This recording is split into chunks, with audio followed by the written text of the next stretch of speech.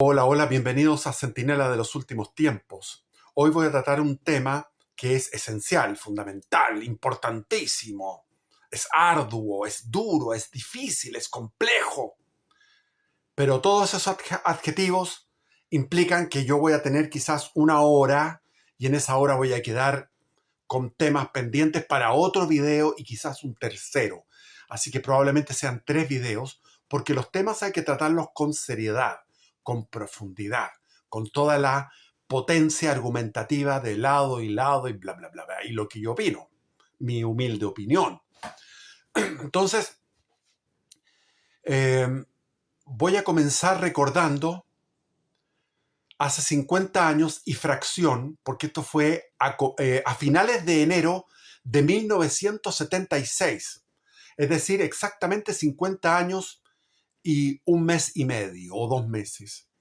Desde aquel momento en que fui a hacer un retiro espiritual, los ejercicios espirituales de San Ignacio de Loyola, durante 8 días a la localidad de San Pedro de Atacama, cuando San Pedro de Atacama tenía exactamente cero absoluto.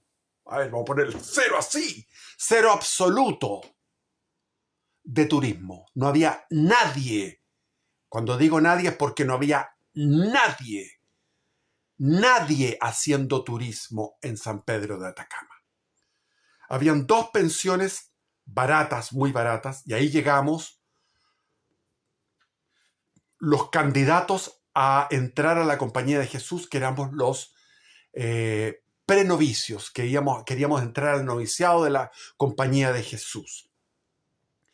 Nuestro líder y director era Brian Christopher Wall Caran, un jesuita inglés, y hay que ver cómo son los católicos ingleses, que soportaron 500 años de persecución, o 400, hasta que se estableció la libertad religiosa, pero estuvieron mucho tiempo perseguidos, masacrados, martirizados por los anglicanos y sobre todo por los puritanos, por las sectas protestantes en Inglaterra. Entonces era un tipo de una energía, de un fervor tremendo, y era el director de nuestro retiro espiritual. La idea de ir a San Pedro de Atacama era porque ahí se podía uno imaginar sin mucha dificultad la vida en la Palestina del siglo I. San Pedro de Atacama había ovejas, distintos tipos de rebaños, había cultivos, casas de barro. Yo no he vuelto nunca más, nunca más. Sé que es un boom del turismo, pero como les digo, llegamos a unas camas mojadas porque el techo se llovió, porque nunca llueve y había llovido sobre el Valle de la Lumna. Íbamos en el bus y de repente vimos por el bus el Valle de la Luna con una lluvia torrencial.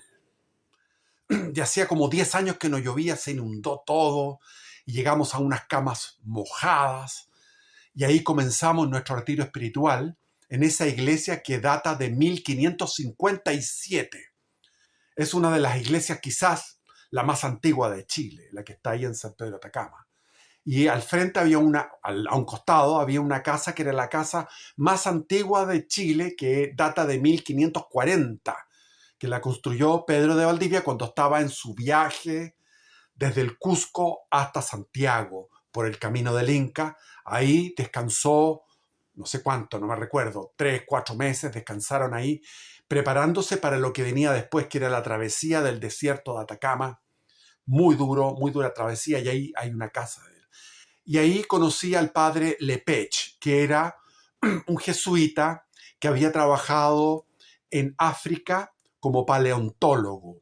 Él era amigo de Teilhard de Chardin. Y como amigo de Teilhard de Chardin, prácticamente comulgaba en todas sus ideas. Y después leí, en el transcurso de mi vida posterior, leí El fenómeno humano y El medio divino, los dos son títulos más importantes de Teilhard de Chardin.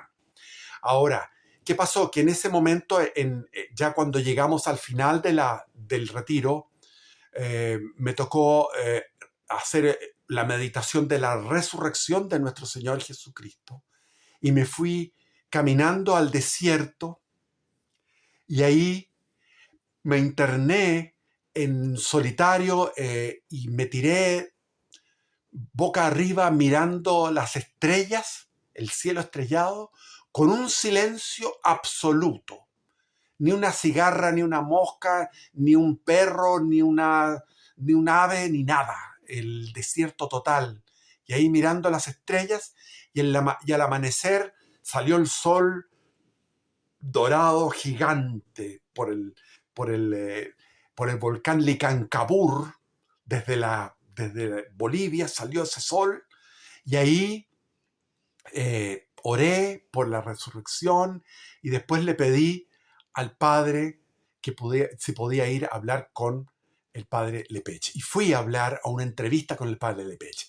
Lo había visto en sus misas. En las misas él cambiaba idiomas como cualquier cosa, porque empezaba con latín y de repente hablaba en griego y de repente, bueno, hablaba francés, era belga. Teilhard de Chardin era francés, él era belga, francés, Teilhard de Chardin. Bueno, me fui a entrevistar con él. El privilegio de un joven de 16 años de estar con este gran hombre que íbamos en la camioneta sintiendo el rugido del viento en nuestra cara a toda velocidad. Bueno, en el desierto todo se siente a velocidad, por decir unos 70, 80 kilómetros por hora, en plena pampa, y llegar a un lugar donde él decía, aquí hubo un lago gigante, y en torno del lago hubo una población humana de qué sé yo, cazadores, recolectores. Entonces encontraba los fósiles, encontraba restos, y tenía un lugar techado donde había cosas valiosísimas, sin ninguna vigilancia. Y él decía, aquí están las minas. Dice, ¿cuáles son las minas? Eran las láminas. Y aquí está la Miss Chile, que era una jovencita de unos 14, 15 años, que era una momia. Él le llamaba la Miss Chile. Entonces fui a su habitación. Tenía un cuadro de Jesús crucificado, un cuadro con una luz también, o sea, era un cuadro muy interesante. Y ahí él me dijo, esto es lo que yo pienso. Esto es lo que yo pienso. ¡Wow! Y me hizo pensar de otra forma, porque yo tenía otra idea. Entonces nosotros entramos en un conflicto. En el siglo XX, finales del XIX, pero ya en el XX, cuando Teilhard de Chardin va y colabora en el hallazgo del hombre de Pekín, que fue el hombre, el Homo erectus. Había otros que eran anteriores, o sea, el Homo erectus está el anterior, el Homo habilis. Se encontraron después, la familia Leakey encontró a Lucy, que era una hembra del Australopithecus afarensis, 5 millones de años atrás, el Australopithecus afarensis. Y de ahí emergieron dos Australopithecus, el afarensis, el robustus, fue una rama que se especializó con grandes mandíbulas, un cuerpo más robusto, y se extinguió. Curiosamente se extinguió, y el Australopithecus afarensis, que era mucho más débil físicamente, sobrevivió, y de ahí surgió, de esa línea genética, surgió el habilis, después el erectus, después surgió el sapiens neandertal y después el sapiens sapiens. Y el sapiens neandertal es sapiens porque entre los neandertal y los sapiens se cruzaron durante 5.000 años, estuvieron entrecruzándose, o sea, copulando entre ellos y teniendo descendencia. Nosotros tenemos, sobre todo los que, como yo, tenemos mucha genética europea, tenemos una gran cantidad de genética neandertal. Entonces, después estuve en la universidad de Oviedo, España. Estudié la carrera de historia y era obligatorio el ramo de antropología, donde se estudiaba el Wurm I, Wurm II, Wurm III, que eran periodos de glaciaciones, periodos interglaciares y lo que se había encontrado. O sea, todo esto está con una abundancia de hallazgos, donde está todo documentadísimo, donde hay evidencias cada 1000 años. Por lo menos cada 1000 años está todo con evidencias de hallazgos. Entonces, todo eso había que memorizar, me acuerdo, una cantidad. O sea, los exámenes en la Universidad Española eran muy exigentes. Y ese de antropología era tremendo, tremendo. Nos hicieron leer, me acuerdo, al arqueólogo, al antropólogo Marvin Harris, al cual yo leí prácticamente toda su obra, que es un materialista cultural. El materialismo cultural es una expresión de la científica que es determinista, y bueno, leí. En todo caso, nosotros que creemos en Dios de una manera racional, porque Dios sí se puede llegar a él mediante la razón. Es más fácil demostrar la existencia de Dios que no demostrarla. O sea, para un ateo tiene más dificultades que un creyente para poder explicar la realidad. Y no quiero meterme en el tema filosófico, en este canal nos hemos metido con las pruebas de la existencia de Dios de Santo Tomás de Aquino. Están ahí en un playlist, no me acuerdo cuál, pero ahí están, en mi canal. Entonces hemos estudiado todas las pruebas y hay muchas más aún. Está todo el tema del ajuste no me acuerdo cómo se llama, el ajuste de todas las leyes de la física para que nosotros estemos aquí, presentes, para que exista el hombre. Para que exista el hombre tiene que haber habido un ajuste muy fino de 1 milímetro a milímetro en distintas etapas de la evolución del cosmos.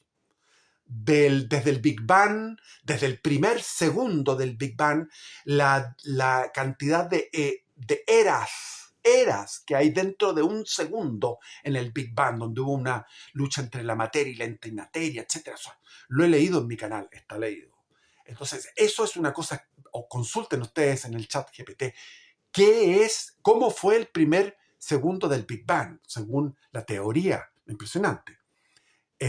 Después, o sea, todo, cómo ha habido una cantidad de afinamientos, pero milimétricos, porque si la temperatura era un poco más elevada o un poco más baja, no habría habido lo que se dio, que es la vida, y después de la vida no habría habido, después, o sea, incluso algunos dicen, si no hubiera caído el meteoro, ese meteorito, y hubiera extinguido a la megafauna de los dinosaurios en aquella época mesozoica, y entró una nueva era geológica de millones de años, eso fue hace 160 millones de años, quizás no habría, los mamíferos no podrían haber evolucionado hasta llegar al hombre, etc. O sea, la cantidad de coincidencias, comillas, nosotros los creyentes sabemos que son comillas, porque son la cantidad de ajustes finos.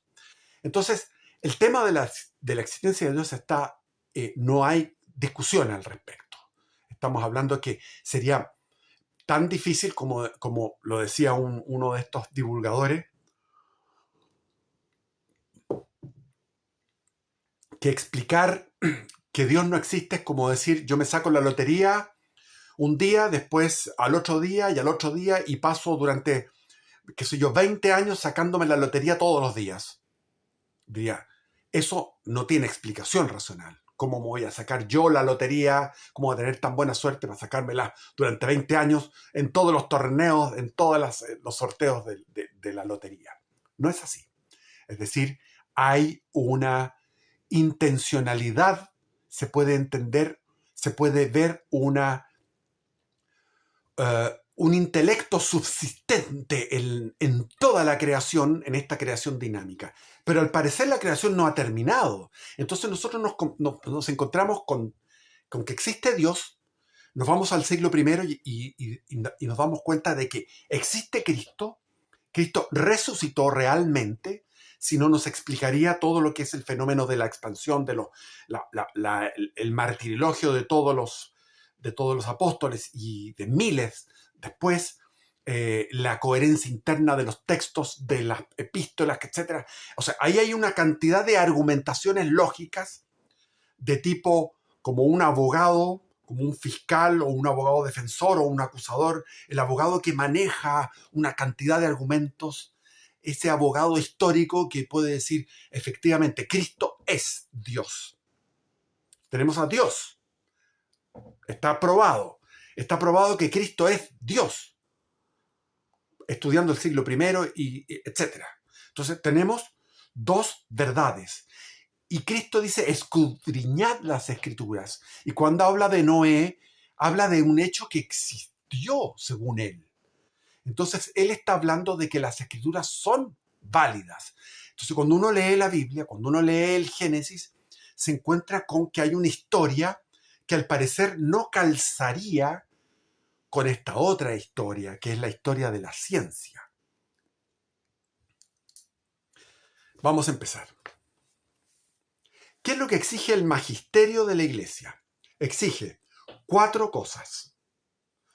El magisterio no se va a los detalles, sino que el magisterio de la Iglesia exige 4 cosas. Vamos. Creación real por Dios. Creación de Dios. La creación especial del alma humana. La existencia histórica de un primer estado de justicia original. La justicia se entiende como no pecar, no es de ser justo, no es justicia social. Hay una manera de entender la justicia con el lenguaje bíblico que es, justicia es el no pecar, eso es ser justo. O sea, hay una existencia histórica de un primer estado de inocencia original. Después el cuarto punto es pecado original real, cometido por los primeros padres. Son 4, entonces. Creación de Dios ex nihilo, creación especial del alma humana, existencia histórica de un primer, de justicia o de inocencia, de un paraíso, y pecado original cometido por los primeros padres. Entonces yo trataba de resolver este problema con una imaginación, de imaginar de que los padres nuestros primeros padres, Adán y Eva, vivieron en un paraíso que es un mundo paralelo. No este planeta, un mundo paralelo. Y por la monstruosidad del pecado, ellos descendieron, o sea, fue un pecado tan grande, tan monstruosamente, una implosión tan formidable, que ellos se fueron empequeñeciendo, y a su vez hicieron que toda la creación, esta creación en este planeta por lo menos, fuera, en este planeta estamos hablando, se dieran los dinosaurios, se dieran todos estos millones de años retroactivos. O sea, ellos tienen una posibilidad de tirar a todo lado, desde el alfa a la omega, o sea, desde un comienzo hasta un fin, un efecto retroactivo de un lugar donde fieras, un lugar espantoso, horrible, de catástrofes, y se fue haciendo de esa forma a partir de los despojos espirituales de estos grandes seres que eran nuestros padres, se fue haciendo en su caída en infinitesimal, hacia el infinito interno y hacia el infinito hacia abajo, hacia lo más degradado, llegan en un momento determinado a convertirse en un homínido. Aterrizan en el homínido hace 70.000 años, en la Eva mitocondrial o en el Adán mitocondrial, esos primeros. Y se encuentran en este mundo exiliados, como dice la oración a la salve. A ti clamamos los desterrados hijos de Eva. A ti suspiramos gimiendo y llorando en este valle de lágrimas. Es decir, Dios hizo este valle de lágrimas. Entonces, así yo me consuelo, pero nos encontramos con lo que dice San Pablo en la epístola a los Romanos. Dice San Pablo, por un solo hombre entró el pecado en el mundo, y por el pecado la muerte. Y por un solo hombre es salvado el mundo, por Jesús. Entonces, Adán y Jesús. Esto es la epístola a Romanos capítulo 5. Y aquí, entonces, Pablo no está hablando de dos mundos. Está hablando de este mundo. San Agustín de Hipona sostenía en el siglo IV que los 6 días del Génesis, podían ser un modo pedagógico de narrar el acto creador. O sea, ya en tiempos de antes de la ciencia. El mismo Agustín de Hipona, el gran San Agustín, hablaba de que los 6 días podían ser un modo pedagógico de narrar el acto creador. No fue exactamente en 6 días. Cada día puede ser una era inmensa de millones y millones de años. Porque para Dios un año son 1000 años. 1000 años es un día y un día 1000 años, según San Pedro. El Papa Pío XII, en Humani Generis, en 1950, permitió investigar la evolución del cuerpo humano, siempre que se mantenga la unidad del género humano, el monogenismo, y que el alma fuera creada directamente por Dios. Entonces Pío XII, en su encíclica Humani Generis, dice, bueno, investiguen, los paleontólogos investiguen, todo lo que están investigando es cómo se creó el cuerpo humano, pero el alma tiene que haber sido creada directamente por Dios y tiene que haber un monogenismo, o sea, para que calce con el Génesis, tiene que haber un monogenismo, es decir, una sola especie, y todos descendemos de una misma pareja humana. Y ahí hay un problema. El problema de la cantidad de especies que se muestran en la evolución de los homínidos. Hay especies que están anteriores, posteriores, otras en paralelo, etc. Porque la teoría de la evolución es que hay mutaciones de partida. Uno ya tiene por lo menos 70, cada uno de nosotros tenemos 70 o 100 mutaciones genéticas con respecto a nuestros padres, que pueden venir por los hábitos de nuestros padres. Por ejemplo, si un padre era un alcohólico, genera mutaciones. Si era drogadicto, también, o una madre, etc. Generan mutaciones genéticas. Pero los virus también pueden cambiar ARN. El virus hay un 8% de nuestra genética que proviene de mutaciones de virus a través de millones de años.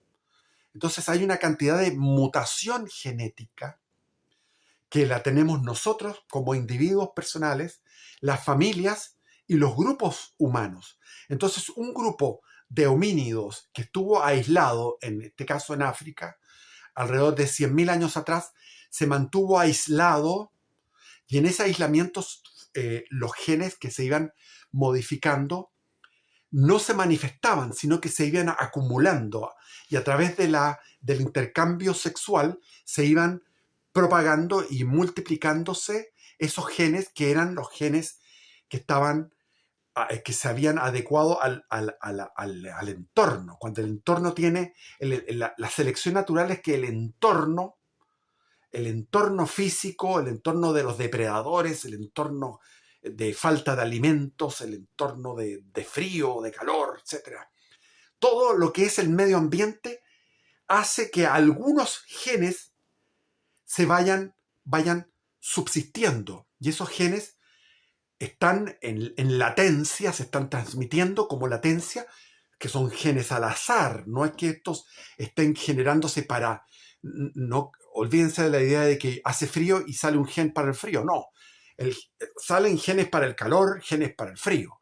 Pero si hace frío y viene una glaciación, el gen del calor, o sea, los que estaban como negros, por ejemplo, los que eran muy negros y con el pelo rizado, como los africanos, no podían soportar en esas condiciones tecnológicas, de avance tecnológico, en esas condiciones de depredadores y de frío, no podían soportar lo que era vivir en la antigua Europa. Entonces, ¿qué gen fue el gen blanco? ¿Por qué blanco? Porque podía absorber la vitamina D a través del etc. Entonces, el ambiente va haciendo que algunos genes sean dejados y transmitidos, y otros no por selección natural, porque Y eso, como se le digo, entonces el pool genético de la mutación genética, ese pool, no es que vaya en una dirección o tenga una racionalidad, sino que es un tema de azar. O sea, es como estar como un groupier en un casino. Tira todas los naipes y tira las bolas en estas ruletas y esto es azar. Y en el momento terminado, dependiendo de cómo se comporte, cómo venga el medio ambiente, va privilegiando unos genes que otros. Entonces, esto es lo que dice la ciencia biológica. Lo que dice el Génesis es que nosotros estamos hechos ya. Y de hecho, la especie humana está hecha ya hace 100.000 años o 70.000 años, más o menos. O sea, primero con los Neandertal. Los Neandertal algunos dicen que son hace 140.000 años. ¿Y por qué se mantienen las especies en una estabilidad? O sea, esto no es que haya un cambio permanente, sino que uno, a pesar de acumular, todos acumulamos en todo momento mutaciones genéticas, las mutaciones genéticas van a consolidarse como un cambio en otra especie después de mucho tiempo. Estamos hablando de millones de años. O sea, el Homo erectus estuvo 2,5 millones de años para dar paso al Neandertal. Y el Homo habilis estuvo también otros 2 millones de años. Y el Australopithecus también. Estamos hablando de periodos, en el caso de los homínidos, de 2 millones, 2,5 millones, 3 millones de años, donde hay una estabilidad. Y el Homo sapiens es reciente. Algunos le daban 50.000. Cuando yo estudié en la universidad se hablaba de 50.000 años. Ahora se habla de 100.000, no sé. Es lo último que he visto, que eran 100.000 o más. En todo caso, eso no es nada en términos de tiempo geológico. Es decir, tú tienes 2 millones de años de estabilidad de una especie, o 5 millones de años de otras especies, estabilidad, y de repente, en un plazo de 10.000 años, 50.000 años, es decir, la nada, en un parpadeo del tiempo geológico, se produce un salto porque se acumularon los genes pertinentes y dan paso a otra especie.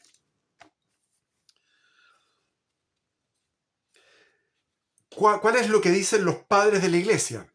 La tradición patrística. Ningún padre de la Iglesia sostuvo explícitamente la hipótesis de un mundo paralelo separado ontológicamente o cosmológicamente, como yo lo planteaba. Por lo tanto, estamos hablando que tenemos que hacer encajar el Génesis en este mundo. En este mundo que nos presenta la ciencia, tenemos que hacerlo encajar específicamente en el Pleistoceno, en un tiempo geológico llamado Pleistoceno, que es el último tiempo, que quizás estamos viviendo ahora, no sé si estamos todavía en el Pleistoceno. El Edén fue entendido como, en la patrística, los padres de la Iglesia son fundamentales porque fueron educados por los apóstoles. El Edén fue un lugar real en esta tierra, con una condición sobrenatural elevada. Y el Génesis habla de que esto fue habla del Tigris, del Éufrates. O sea, fue en la zona donde hay ese portal dimensional, ese portal energético, portal sobrenatural y preternatural, que es la zona que va entre el Nilo y el Éufrates. Ahí es donde se han dado toda la mayor cantidad de guerras. Pero vamos a ver si eso puede calzar realmente con lo que descubre la ciencia, porque la ciencia habla de que estos primeros padres hipotéticos estarían probablemente en África, pero está también el tema de la extinción que se produjo con el diluvio. Todas las culturas tienen una leyendas con respecto al diluvio. Todas hablan del diluvio, por lo tanto es algo real, que pasó realmente el diluvio. Incluso en Netflix, que lo único que vi bueno de Netflix es una serial que se llama Ancient Apocalipsis o Apocalipsis anciano. Véanla porque es interesante y habla de cosas que yo ya sabía. ¿Por qué? Porque había leído a Saint Germain, que se comunica. Saint Germain es un demonio que se comunicaba con Godfrey Bayard y lo llevaba al Amazonas, y veían en el Amazonas que había habido una civilización portentosa. Y ahora desde el avión, de misma manera, este norteamericano, antropólogo, arqueólogo, miraba construcciones de una civilización en el Amazonas, que están ahora, se han descubierto. Entonces todas estas cosas a uno lo hacen pensar de que, y ellos establecen una cronología, que lo que sucedió en tiempos de Noé, esta gran catástrofe, fue alrededor del año 12.000 atrás, hace 12.000 años atrás. Y ahora tenemos que meternos con los teólogos contemporáneos. Los teólogos contemporáneos sostienen: la evolución explica la formación biológica del cuerpo humano, solamente eso. En un momento histórico, Dios infunde alma racional a una pareja real, con dones preternaturales como inmortalidad e integridad, que los vamos a estudiar. El pecado traería la pérdida de estos dones, pero la muerte y el sufrimiento, aquí está la objeción, la muerte y el sufrimiento ya formaban parte de la realidad de este planeta desde que empezó la vida. O sea, desde hace 2.000 millones de años. O sea, 2.000 millones de años donde había muerte y sufrimiento. ¿Cómo puede cambiar la condición ontológica del hombre si ya desde hace millones de... O sea, el hombre no puede cambiar de una manera retroactiva, en este caso, a partir de un pecado, del pecado de Adán y Eva, generar una catástrofe de 2.000 millones de años, desde el punto de vista que la Tierra habría sufrimiento animal, no consciente, no espiritual, pero sufrimiento animal y catástrofes geológicas formidables. Entonces, el Edén, según los teólogos contemporáneos, modernos, dicen: el Edén es un estado preternatural dentro del mismo cosmos, dentro de la misma evolución. Y no nos queda de otra. Porque si la ciencia está diciendo esto, vamos a tener que ubicar dónde ubicamos ese Edén. ¿En qué momento, en tiempo y espacio, podemos ubicar el Edén?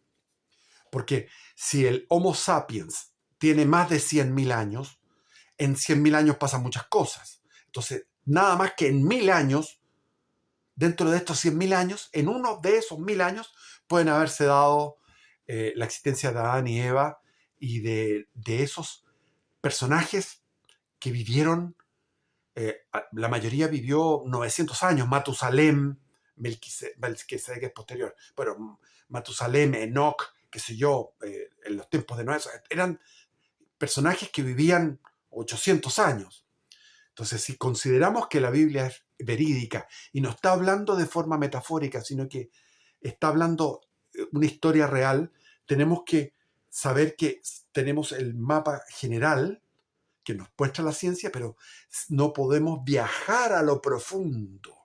Sabemos que hubo civilizaciones inmensas y prósperas que desaparecieron hace 12.000 años. ¡Wow!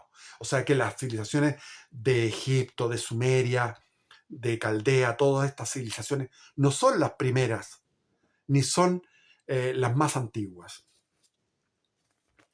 Entonces, en el Génesis, segundo capítulo, se mencionan 4 ríos: el Pisón, el Gijón, el Tigris y el Éufrates.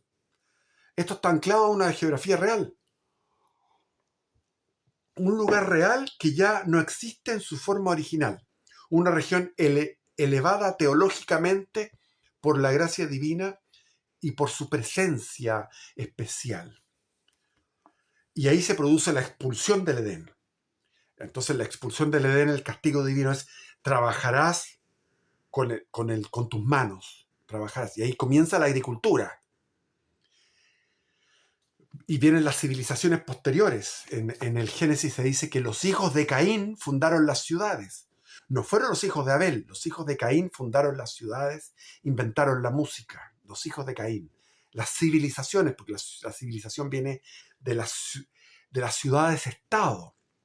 Uruk, Nippur, Lagash, Kitch, todas las ciudades que estaban en la zona de lo que es ahora la desembocadura del Tigris y el Éufrates, mucho más retirados, tierra adentro, porque todos esos, los sedimentos de miles de años han ido haciendo que la costa se haya alejado.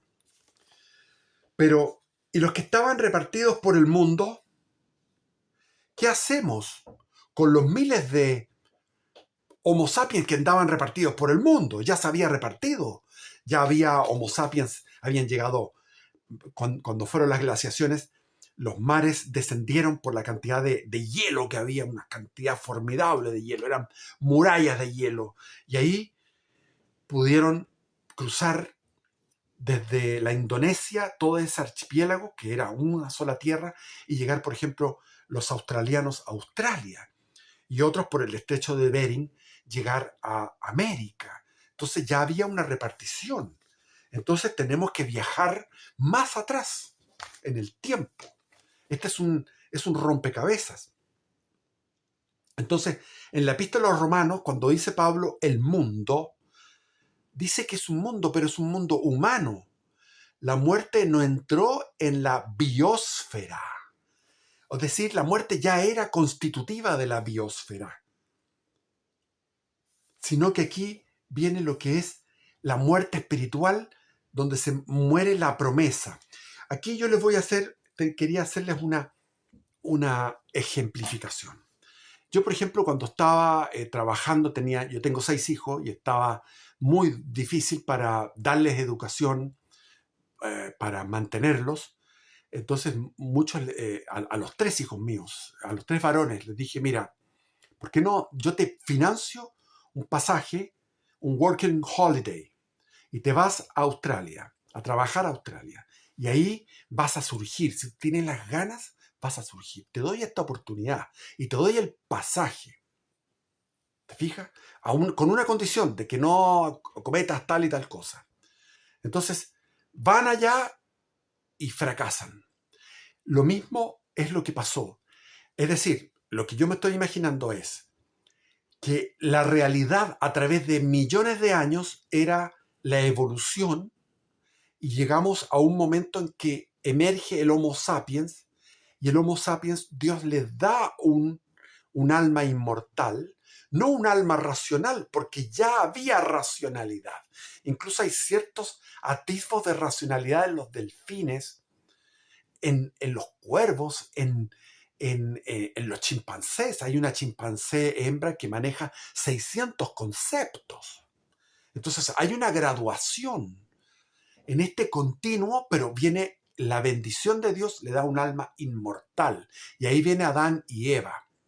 Y estos Adán y Eva les da un espacio territorial dentro del planeta donde ya no tienen que sufrir la depredación de los animales, ni sufrir el buscarse el sustento. Entonces estos homínidos ya, Homo sapiens, ya con alma inmortal, se les plantearía una evolución que sería del paraíso en el cual viven, del paraíso de Adán y Eva a la gloria del cielo. Pero este camino, a través de una expansión de este Edén, a medida que los hombres se iban reproduciendo, Adán y Eva se iban reproduciendo, iban surgiendo nuevos seres humanos, este Adán se iba expandiendo y suprimiendo las realidades de hace millones de años de lo que fue la evolución. La evolución con predadores, con selección natural, con esta cosa terrible. No, se termina eso. O sea, comienza un viaje hacia la eternidad, hacia el cielo con mayúscula. Y como falló ese plan A de Dios, se genera un plan B, que es al rescate, y el rescate del género humano a través de Cristo. A través de Cristo, a través de su iglesia, de los sacramentos, a través de la parucía, la llegada de Dios. Dios resuelve finalmente todos los crímenes de la humanidad.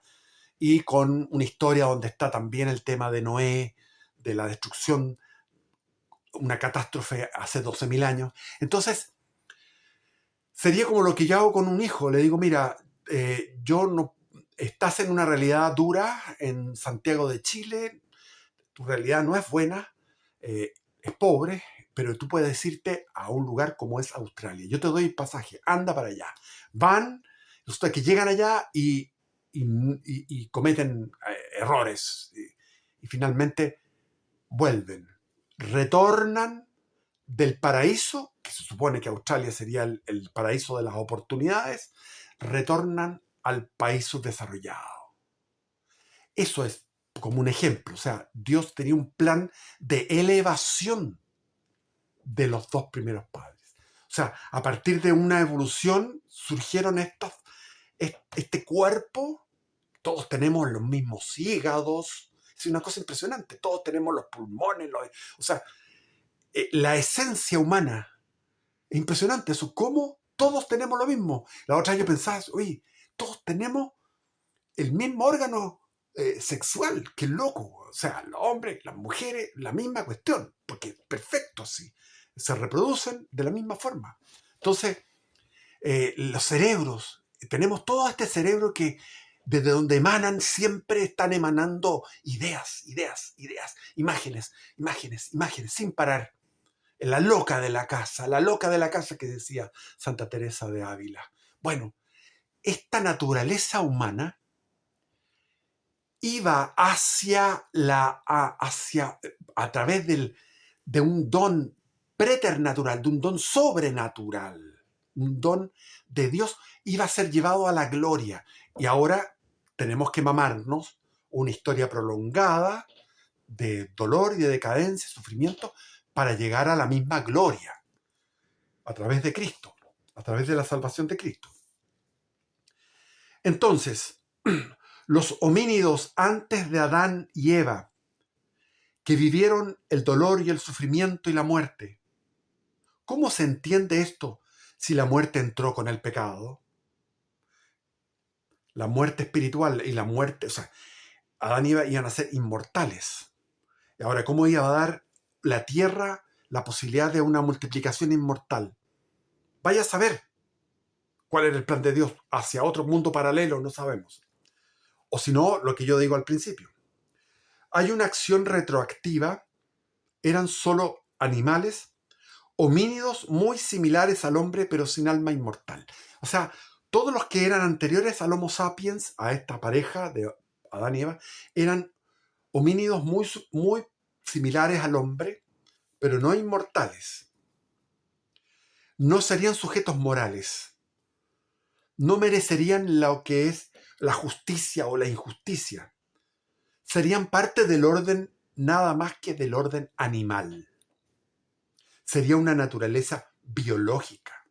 Su sufrimiento sería propio de su naturaleza biológica, no un castigo moral. Y Santo Tomás nos explica que el sufrimiento animal, no tenemos que ser tan sensibleros con el sufrimiento animal, porque el sufrimiento animal es de seres que absolutamente finitos, tienen principio y fin, y no tienen conciencia, se dan cuenta, sienten, pero no se dan cuenta de que se dan cuenta, que es diferente.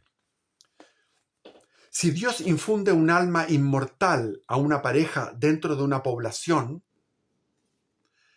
ya racional, ¿qué pasaría con los demás? ¿Se mezclan? No, ahí estamos mal, porque ahí vendría el poligenismo. Entonces está Adán y Eva dentro de una población, porque hay una cosa, las poblaciones de Homo sapiens fueron poblaciones no de un individuo, fueron varios individuos. Se calcula que fueron varios miles, es decir, supongamos que fueron 3.000 individuos de una población determinada y desde ahí surgió la forma, la especie, la esencia Homo sapiens. Pues Dios tendría que haber escogido a 2 para hacerlo calzar con el Génesis, y esos 2 le infunde el alma inmortal y no se podrían haber mezclado con los otros, porque ahí habría poligenia, habrían 2 especies distintas, tan gravemente separadas como una con alma inmortal y la otra sin alma inmortal. Entonces lo que cabe también es que toda esa especie, o sea, esa población de 3.000 Homo sapiens recién surgidos de la mutación genética consolidada por la selección natural, esos 3.000 habrían recibido todos ellos el alma inmortal. No sería una pareja. ¿Cómo puede haber dolor antes del pecado sin que sea injusto? También está el dolor. ¿Cómo había dolor antes del pecado? Todo esto son cosas muy complicadas. El sufrimiento natural no es un castigo, es limitación propia de la criatura finita. Es cierto. O sea, Dios no puede hacer cosas perfectas porque lo perfecto es Él mismo. Y también hay que entender de que ¿por qué nosotros no somos de esta forma? Bueno, porque esa ya está creada. O sea, estamos hablando de que las posibilidades de creación de Dios pueden ser infinitas. La infinitud de especies o de realidad de seres. Y nosotros nos toca esta realidad. ¿Cuál es? La de ser producto de una evolución que tenemos genética y tenemos mutación genética y estamos en constante cambio, es decir, estamos siendo creados. O sea, la creación no paró. Esa es la otra tesis. Estoy mezclando todo porque para que vean que es complejo esto. El pecado no introduce la finitud ya estaba. Introduce la pérdida. Según estos teólogos modernos, el pecado no introduce la finitud, obvio. Introduce la pérdida de una elevación sobrenatural. Se perdió esa elevación, esa posibilidad. Ya estaba la elevación. Ya había un Edén dentro de este planeta en una zona geográfica determinada. Había una elevación por gracia. A no sufrir, a no morir, a no morir. Y eso es una intervención en un área, solamente en un área, porque no hay documentación paleontológica, arqueológica sobre eso, la existencia de eso. Pero si nos vamos, por ejemplo, a Lao Tse, el pensador chino que yo leí tanto, el Tao Te Ching decía, un buen caminante no deja huellas. Es decir, los seres que estaban elevados no podrían haber dejado huellas. Solamente las huellas que quedan para los paleontólogos son de los malos caminantes, es decir, los seres caídos. La caída no hace que el mundo se vuelva cruel, porque el mundo ya es cruel por la biología, es decir, no cambia el mundo en ese sentido, cambiaría la realidad humana solamente. Lo que cambia es que se pierde la elevación y la protección de los dones preternaturales. Entonces el ser humano queda expuesto a la estructura natural del cosmos. Venía de la estructura natural y vuelve a la estructura natural. Es como lo que yo les digo a mis hijos. Oye, váyanse a Australia y háganse millonarios en Australia. Ahí hay oportunidades. No. Vuelven. Y vuelven a la realidad poblacional de Chile. No lo hicieron. ¿Cuáles eran los dones preternaturales? En una evolución ya consolidada. ¿Cuál era? La inmortalidad. Mientras permanecieran en gracia de Dios, era un privilegio sostenido hasta la eternidad. La impasibilidad, ausencia de sufrimiento. No hay enfermedades, ni dolores, ni deterioro corporal. Cuerpo perfectamente equilibrado. Integridad, perfecta armonía de deseos y pasiones gobernadas por la razón. La razón las gobierna. Y la razón está sujeta a la gracia divina. No existiría la concupiscencia, que es el deseo desordenado. No habría conflicto entre la razón o entre el alma espiritual y los apetitos animales. Existiría entonces esa integridad, que es fundamental, porque se ha perdido. Se ha perdido. O sea, por ejemplo, un típico pecado de adulterio es por falta de integridad. Él está comprometido, casado, está bien, y de repente, ¡pah!, viene el desorden por una apetencia desordenada. Cuarto, la ciencia infusa era otro don. Estos son los dones que existían en este paraíso. Inmortalidad, impasibilidad, integridad, ciencia infusa, que ese conocimiento proporcionado por Dios muy elevado de la creación, de su misión personal y del orden moral. Los dones sobrenaturales más altos son la gracia santificante, la amistad con Dios, la visión beatífica. Entonces todo esto se vino a la porra. Algunos teólogos modernos han sugerido, entonces seguimos con el problema, que el pecado original no es un evento histórico o cronológico. Niegan y dicen que el Génesis contiene errores y falsedades o ficciones. Eso es muy terrible, porque si creemos en Cristo, Cristo habla de las Escrituras como de la verdad. Por tanto, es algo que ocurrió en algún momento. La humanidad siempre, dicen estos teólogos, la humanidad siempre ha sido una humanidad caída. No hay una era histórica observable de humanidad gloriosa en un Edén. ¿Dónde están los fósiles? Ja, ja, ja. Ridículo.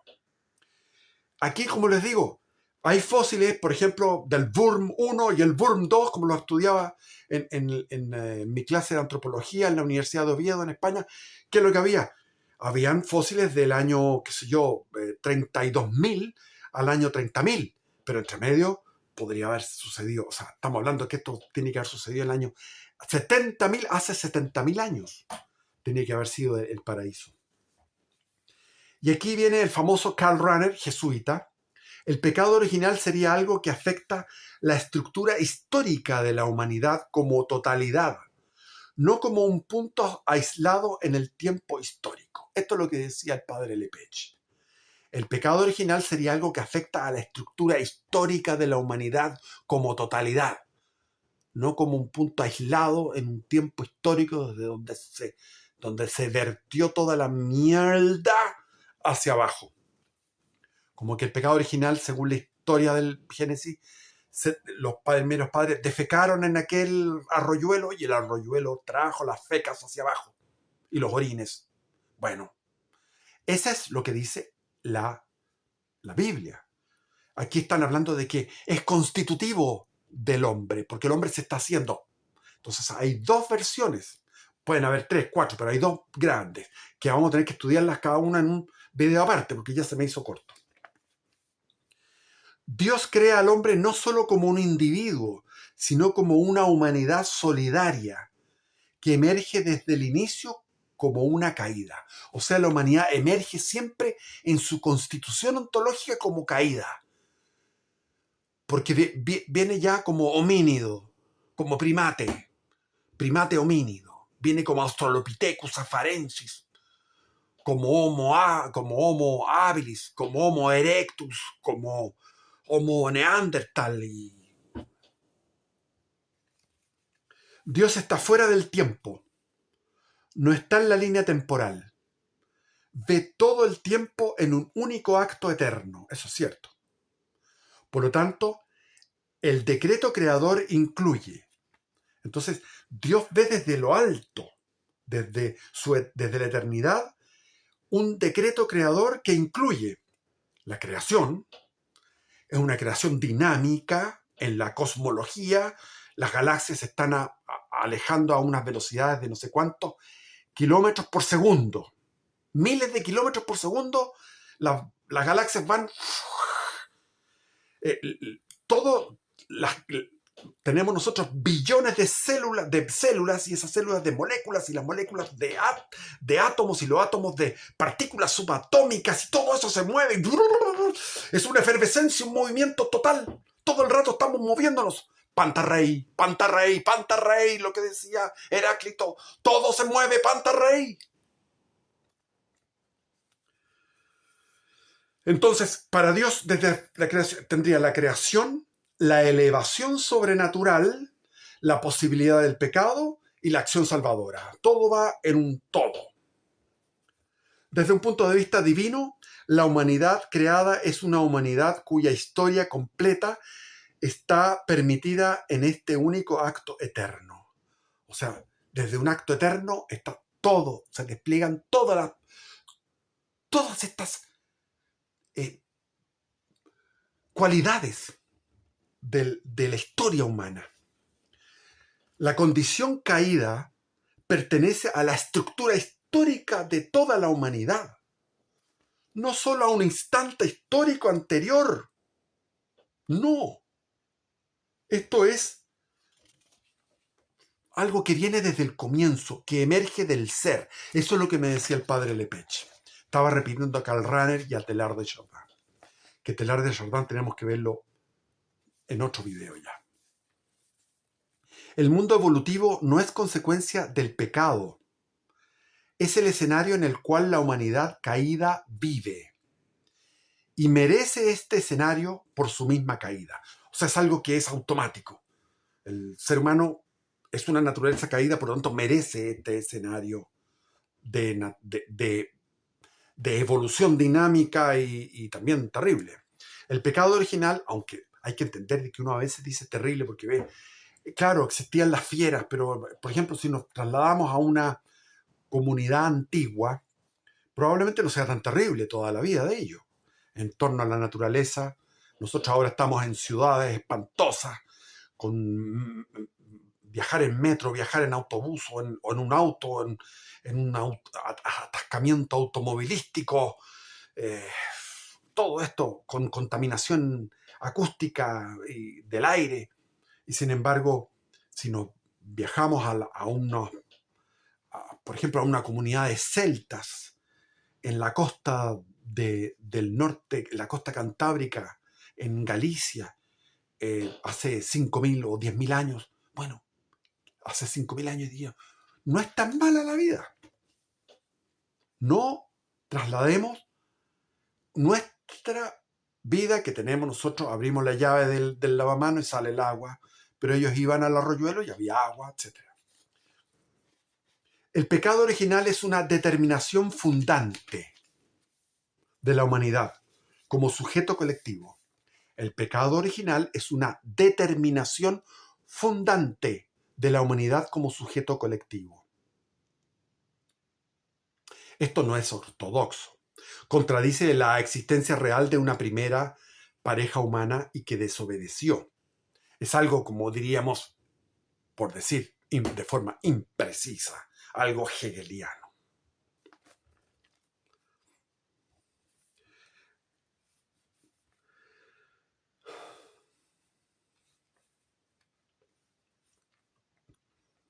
¿Qué cambia exactamente con el pecado? Según la teología modernista, no cambia la geología ni la biología. Cambia el estatus ontológico del hombre. Antes del pecado, estaba elevado sobrenaturalmente, preservado de la muerte, con integridad. Es decir, existen ¿cuántas teorías? La mía, que la he desechado, de un mundo paralelo, que la dije al comienzo. Después está la otra, la de los modernistas que se mantienen en la ortodoxia, los teólogos modernos, que asumen todo esto y dicen, hubo un momento histórico donde hubo una pareja y esa pareja fue ese matrimonio original, ancestral, fue el origen y ellos cayeron. Y toda esa historia de Adán y Eva es cierta. Sucedió en algún momento en estos 70.000 años, probablemente hace 70.000 años, antes de que comenzara la dispersión del Homo sapiens por todo el planeta. Porque si no, después, ¿cómo se transmite todo? O sea, ya no son los primeros padres, son los sucesores. Ahora también está el tema de la genealogía. Cada uno de nosotros tenemos un padre y una madre. La madre tiene un padre y una madre y nuestro padre tiene un padre y una madre. Entonces uno tiene 4 abuelos y tiene 8 bisabuelos y 16 tatarabuelos. Y así, a la 20ª generación tenemos más de 1 millón de ancestros. Más de 1 millón de ancestros. Y llega un momento en que esto colapsa. Aquí en Chile, por ejemplo, es fácil, porque hace 20 generaciones atrás, estamos llegando a la llegada de Pedro de Valdivia al valle del Mapocho. Entonces tenemos 20 generaciones. Son 1.000.000 de antepasados directos, no primos, ni tíos, ni nada. Padres, abuelos, tatarabuelos, bisabuelos, etcétera, para atrás. Ese millón que después pasa a ser en la siguiente generación 2 millones y fracción. Y en la otra generación 4 millones. Y así llegamos a un momento en que colapsa todo esto, porque no puedes, porque no hay población. Entonces yo llego a 1.000.000, claro, había 1.000.000 de chilenos. No, habían en realidad la mezcla, lo que habían en Santiago en ese momento eran, qué sé yo, 1.000 chilenos. 1.000 chilenos. Y de esos 1.000 chilenos emergemos todos nosotros. Pero ¿cómo decimos todos 1.000.000? Porque somos todos parientes.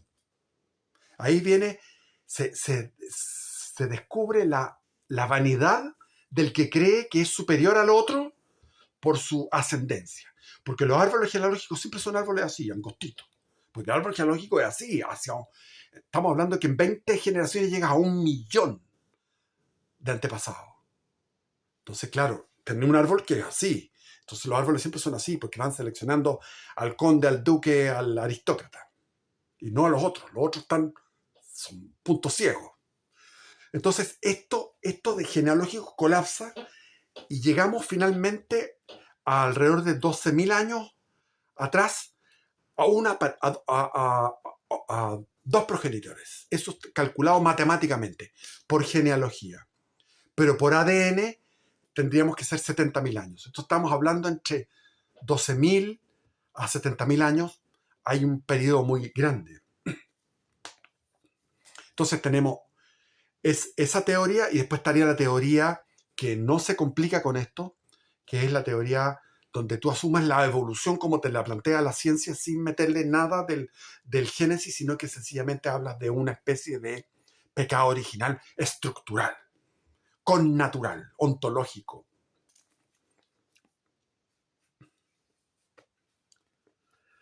Por ejemplo, la famosa Eva mitocondrial no fue la única mujer viva, sino la única cuyo linaje materno sobrevivió.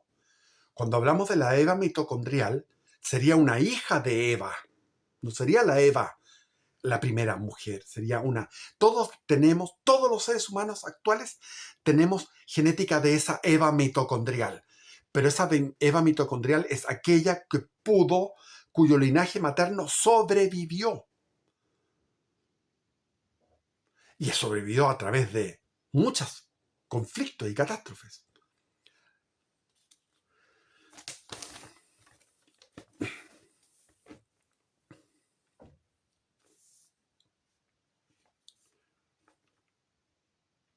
Ahora, ¿Adán y Eva serían los ancestros universales de todos los humanos actuales? Sí. Y no contradice la genética poblacional. Hay miles o millones de ancestros presentes en la biología de estos dos, de Adán mitocondrial. Pero Adán también es el que sobrevivió, porque antes de ese Adán mitocondrial está el Adán verdadero.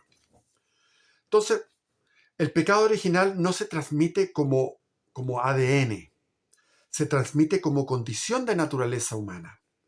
¿Cómo puede ser metafísicamente coherente que una culpa afecte a descendientes que no la cometieron? Eso yo me lo planteaba de niño. Cuando recibí el catecismo me decían, nosotros heredamos la culpabilidad de Adán y Eva, pero ¿qué culpa tengo yo? ¿Qué hice yo? ¿Qué hizo mi padre, mi madre? Bueno, yo he heredado muchos pecados de mi padre y de mi madre, más de mi padre. Heredé pecados de mi padre. Uno hereda pecados de los padres. Y mis hijos heredan pecados míos. Pero esto estamos hablando de los... no es un problema de herencia de ADN, es una carencia. Entonces ahí hay un ejemplo que es como un padre que es el rey, con su reina, que sería Adán y Eva, tienen un tesoro, un cofre lleno de oro. Y le dicen a los hijos, aquí tienen el cofre con oro, es nuestro, se los vamos a heredar. Pero resulta que lo perdieron, se les perdió el cofre, lo robaron y no les pueden entregar eso. Entonces es una carencia. Y eso está muy relacionado con lo que dice Santo Tomás de Aquino con respecto a lo que es el pecado. El mal es carencia de bien. El pecado original afecta a la naturaleza humana en su raíz, no solo a una persona aislada. Si la naturaleza de los dos primeros sujetos históricos pierden el don preternatural o sobrenatural, lo que se transmite es que esa naturaleza privada de esos dones, se transmite una naturaleza privada de esos dones. Y hay que ver como, por ejemplo, cuando uno va a los pueblos primitivos, cómo viven encerrados en ese mundo demoníaco, viven con el animismo. En África, los indígenas americanos vivían en un animismo. Eran terribles porque estaban ebrios, permanentemente ebrios. Había luchas, celos, envidias, ambiciones también, y se mataban entre ellos y tenían miedo cuando venía un trueno. Todo, estaban con una ignorancia total. Habían perdido conocimiento que tenía Adán y Eva, se perdió. Entonces aquí es muy importante porque la teoría de la evolución habla como que vamos en un progreso hacia arriba, vamos juntando progresos. Y cuando uno ve que es cierto eso, vemos, por ejemplo, que en lo más importante que uno ve de repente, por ejemplo, el conocimiento. Antes se pensaba que el Sol giraba en torno a la Tierra, que la Tierra era plana y el Sol giraba en torno a la Tierra. Después se comprobó que la Tierra no era plana. Después que el Sol no es que dé vuelta alrededor de la Tierra, sino que la Tierra da vuelta alrededor del Sol. Después se comprobó que el sistema solar era una cosa chica dentro de una galaxia y que no hay miles de millones de galaxias, sino que hay billones de galaxias. Ahora se sabe que hay billones de galaxias. Y antes se curaban los problemas, llegaban los médicos y decían, vamos a darle un poquitito de agua de codorniz, o qué sé yo, vamos a sangrarlo, y le hacían, sacaban sangre. Trataban de mejorarlo con unos métodos que eran totalmente imprecisos. Y ahora no, ahora hay una cirugía perfecta, la medicina ha progresado, los remedios que uno toma son perfectos para lo que uno quiere, matar al antibiótico, o sea, matar al bicho con el antibiótico, pero igual los bichos hay microbios que por la selección natural se adaptan a ese tipo de veneno, etc. Pero hay un progreso que es una acumulación de experiencias de defensa contra una naturaleza hostil y una acumulación de conocimientos sobre toda la realidad. En términos de detalle, eso es lo que hace la ciencia. Hay un progreso, pero lo que dice el Génesis, lo que dice la Sagrada Escritura es que tuvimos una época de plenitud y la perdimos. Es al revés. Nosotros somos la última chupada del mate de la decadencia humana.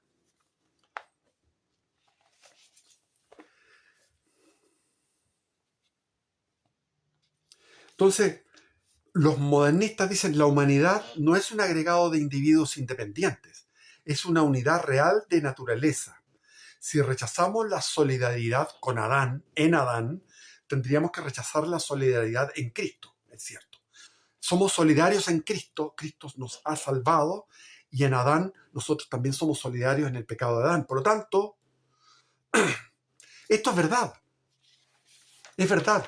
Existe lo que se llama el ligatum, o sea, estamos ligados. La especie humana está ligada, completamente interligada.